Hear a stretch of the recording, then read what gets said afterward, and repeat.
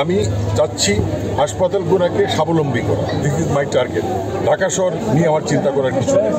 আমি যদি এইগুলোকে নিয়ে স্বাবলম্বী করতে পারি তাহলে রুগীরা ঢাকা শহরে ভিড় করবে না, মানুষ এখানে চিকিৎসা পাবে। সেই লক্ষ্যে আমি কাজ করছি। চিকিৎসক সংকট আছে সব জায়গায়, পঞ্চগড়ে না সারা বাংলাদেশেই চিকিৎসক সংকট।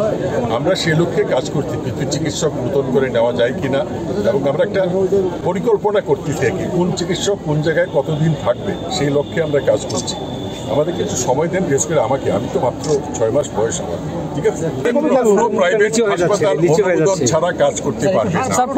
স্পষ্ট কথা, যদি তাদের অনুমোদন থাকে, যদি তাদের লাইসেন্স থাকে, তারা কাজ করতে পারবে। এবং যা যা হাসপাতালে থাকা দেওয়ার সেই ক্রাইটেরিয়া ফুলফিল না করলে যে কোনো হাসপাতাল বন্ধ করে দেবো।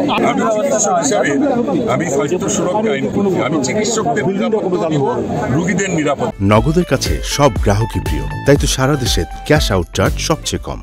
আমি অলরেডি চিটাগাং ডিভিশন গেছি, সিলেট ডিভিশন, আজকে এখানে আসলাম, এরপরে রংপুর, রাজশাহী, খুলনা, দক্ষিণবঙ্গ সব জায়গায় যাব।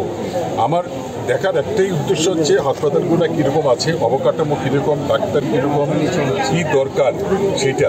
সুতরাং এই আইডিয়াটা হইলে তখন আমি ঢাকায় বসে বাকি কাজগুলো করতে পারবো।